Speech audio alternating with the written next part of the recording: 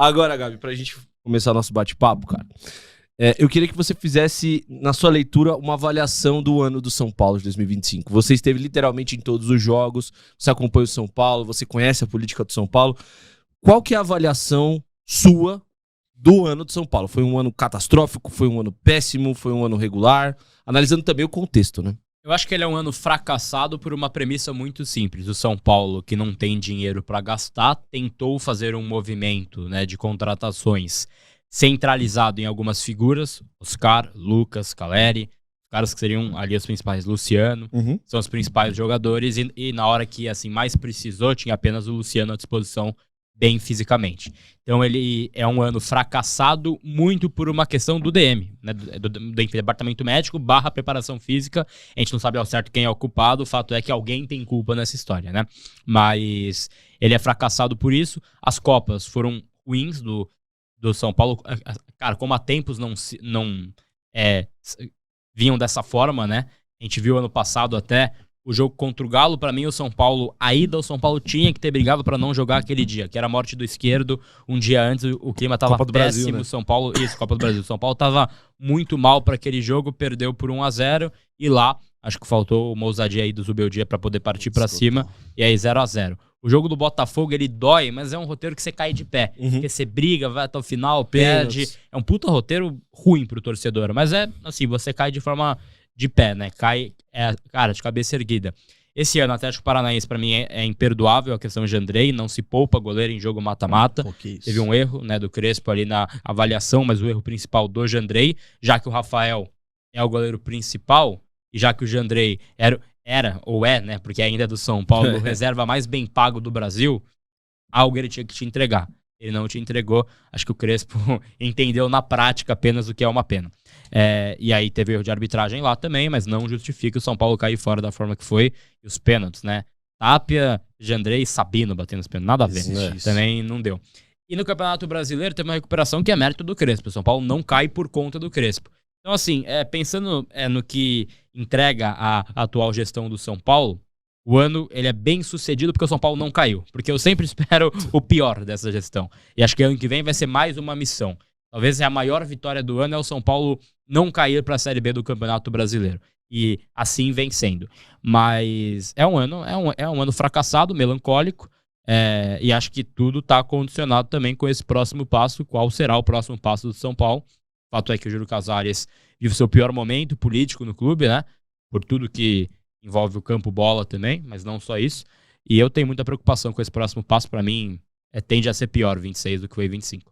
Exato. A gente tá aqui numa resenha de São Paulino, o Thiagão também é São Paulino, né? E a gente fica muito preocupado com o futuro do São Paulo, né, cara? É um futuro que é muito complicado da gente avaliar porque o contexto político atrapalha. É um ano político, é um ano que a gente sabe que vai ter embates políticos, né? Às vezes as movimentações de quem lá está pode ser pensada politicamente agora também, né? Então tem esse problema. E aí, cara, teve um ponto, um checkpoint, que é assim que a gente pode dizer, da temporada, que foi a não vinda do Marcos Leonardo.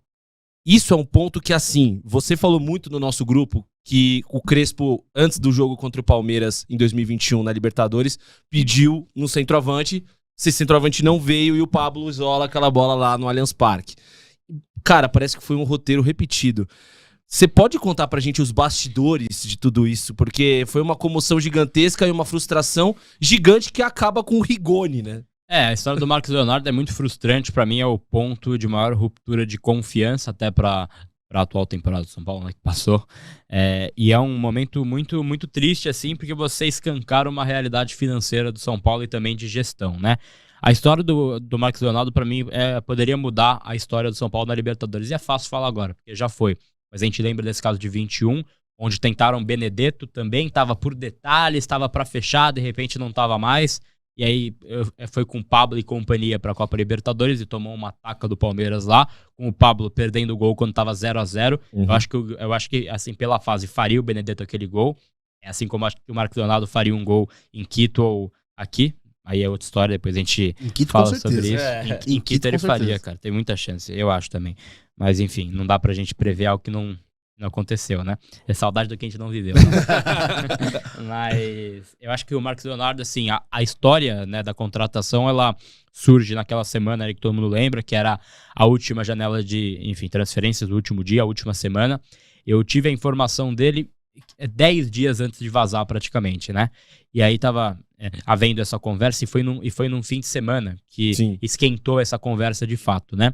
E aí eu fiquei pensando assim, porque eu geralmente não tenho esse raciocínio de isso vai ter tal efeito e eu posso não publicar. Porque pra mim é a minha profissão, eu sou jornalista acima de tudo, e eu quero sempre publicar o que eu tenho apuração e que eu tenho também autorização de soltar, no sentido de, não vai foder minha fonte, esse tipo de coisa que, acontece, né, na nossa prática jornalística, você não torrar. E eu tinha tido esse aval pra soltar a negociação.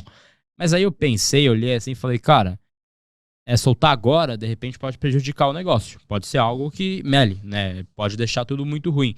E já que pra gente também, aí pra gente falar que bancada tricolor, né? Todo mundo aqui que envolve o São Paulo, é muito importante você ter bons jogadores no São Paulo para que o resultado esportivo seja melhor. E isso condiciona o nosso trabalho também.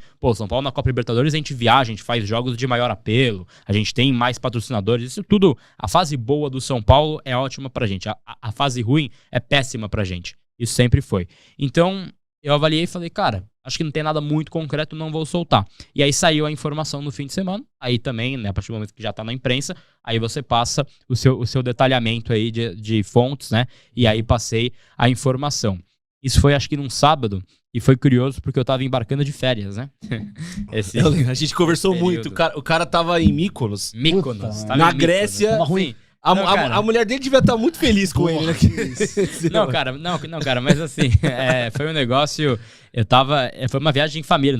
Cara, foi nem com a patroa, eu tava com a minha mãe. Você tava, porque o sonho dela, Grécia e tal. Sim. E a gente programou, graças a Deus foi entrando dinheiro durante o ano, né? Falei, parcelamento ali e tal. Parceladinho sempre dá, né? Deu certo, parceladinho sempre dá. E aí, cara, fui pra Grécia e tal, assim, suave e tal. Aí a informação, eu solto a informação, né, do Marcos Leonardo. Os, enfim, detalhes pós o que o Hernan tinha publicado, o voo tava pra decolar, assim, né? E aí soltei, só fui ver no dia seguinte, 12 horas depois, o voo de Roma, né? Que era, parada, pra ver, já tava repercutindo pra caramba e tal. E tinha uma confiança muito grande, eu cheguei a ouvir de 2 pessoas grandes, assim, ele quer muito e eu nunca vi dar errado no estágio que tá. Então tava muito confiante, até tava tudo pronto, pode cravar as artes todas prontas, né? Pra fazer esse anúncio de fato. Foi passando aí então o fim de semana, e aí chegou ali. Eu não vou lembrar qual foi a data com exatidão que fechou a janela, segunda, né? ou terça, eu acho. Acho que foi segunda terça, não lembro. Mas assim, cara, minha viagem, ela começou com outro direcionamento, assim, né? Eu tava tentando curtir, porque você pagou pra estar ali, né? Mas tava com o celular apitando toda hora, tudo mais. E aí foram muitos estágios. E aí chega o último dia de janela de transferências, né? Que foi ali, acho que foi segunda, terça, né? Que você tinha mencionado. E aí foi o dia que tudo foi de uma forma muito esquisita. E eu tinha pra mim, assim, falei, cara, tô de férias e tal, mas eu tenho compromisso com a informação aqui, é a minha profissão, esse tipo de dia não é único, né? Então, eu vou tirar esse dia aqui praticamente pra ficar aqui tentando resolver coisa, né? E lá tinha um fuso horário também, que era o fuso horário da Arábia, inclusive. 6 horas a mais, né? 6 ou 5 horas a mais. Então, também tava no fuso da Arábia, deu pra ir acompanhando, né? E aí, cara, passava manhã, passava tarde, nada, e o dia vai passando, você vai tentando achar alguma explicação para o que tá acontecendo. Naquele dia também foi uma montanha-russa de sentimentos e de informações. Então, assim, começou o dia, tem tudo encaminhado com ele, a gente tá por um e-mail do Al Hilal liberando o transfer, ok. Aí na parte da tarde vem a informação de que o Al Hilal teria inscrito ele no campeonato de volta, que era mentira. Aí fica sempre aquela sensação. Aí o Al Hilal não responde o São Paulo. Aí o São Paulo conversa com o Marcos Leonardo, ele nesse último dia, até uma informação legal, ele abre mão do que o São Paulo pagaria para ele, pro São Paulo dar de entrada pro Al Hilal. E aí o São Paulo tenta oferecer isso, não dá certo, vai conversando, o sheik árabe vai enrolando, e aí, cara, eu sei que gerou uma sensação pra torcida, porque quando eu encerrei minha apuração, que era a meia-noite do Brasil, na Arábia, na Grécia, onde eu tava também, era 4, 5 da manhã. Então assim, cara, aí ficava você pensando, já são aqui 10 horas da noite, lá já são 3 horas da manhã, eles estão conversando mesmo, será? Mas assim, é uma prática do Al Hilal, por ter executivos por vários pontos aí do mundo, né? Eles têm essa prática. Tem outros negócios que já foram concluídos nesse horário, 2, 3 da manhã lá de Riad. Então não é algo único, né? Vale só passar isso. Mas o São Paulo foi conversando e tudo mais, foi tentando, e aí foi muito bizarro, assim, porque as fontes, elas iam conforme o dia pra elas também. Então, porra, de manhã, não, vai dar certo, a gente tá confiante, a gente vai fazer dar certo. Aí de tarde, tá difícil, vamos ver. Aí de noite, deu um momento, acho que foi 7 e pouco do Brasil, que teve um papo onde o Al Hilal tava pra retornar, e aí era um dos intermediários ali que deram quase que um sinal de, pô, positivo. Acho que vai rolar. E aí os caras já passaram ali pra parte da imprensa, tipo, pô, quase tudo certo, a gente tá preparando anúncio, a gente tá muito confiante. Aí volta o papo, pediram pra esperar. Pede tempo. Ele vai pedindo tempo, o próprio Al Hilal, e aí chega numa hora, você tá 10 horas da noite, fecha meia-noite. Tem o quê? 1h30 pra enviar o transfer, documentos, né? Até, enfim, conseguir formalizar. Mas o fato é que isso é algo que a gente noticiou na época e isso passou batido porque não deu certo. Mas ficou assessoria de imprensa, diretoria de futebol, jurídico, financeiro, todo mundo de plantão na Barra Funda, numa sala, esperando a resposta do Al Hilal. Isso, assim, deu errado, mas eu acho surreal esse movimento, porque em nenhum momento cogitaram mandar um cara pra Riad. Tipo assim, vai resolver como a situação? Só pro FaceTime, vai ligar, hein? Vai ligar. E, porra, vai lá, fala com o cara, entendeu? Total, né? O próprio Ronaldo Fenômeno, quando ele foi contratar o Matheus Pereira pro Cruzeiro, ele foi pra Riad. Ele mandou um cara, ou enfim, foi ele, né? Mas foi um cara do Cruzeiro lá pra conversar. Ele era do Al Hilal e tal. E assim, cara, também tava travada a conversa 2, 3 dias. Ele saiu em 12 horas do acerto. E assim, não é que a história do São Paulo, não é que veio no último dia, pô, não tinha tempo pra pegar um voo. Tinha todo o tempo do mundo. Podia ter ido na sexta, pô.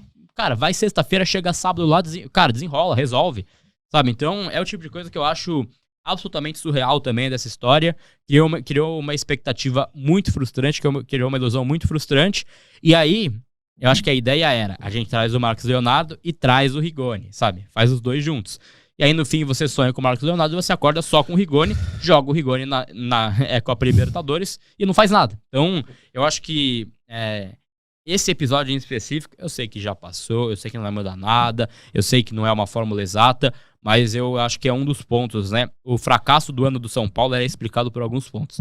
Esse é um deles.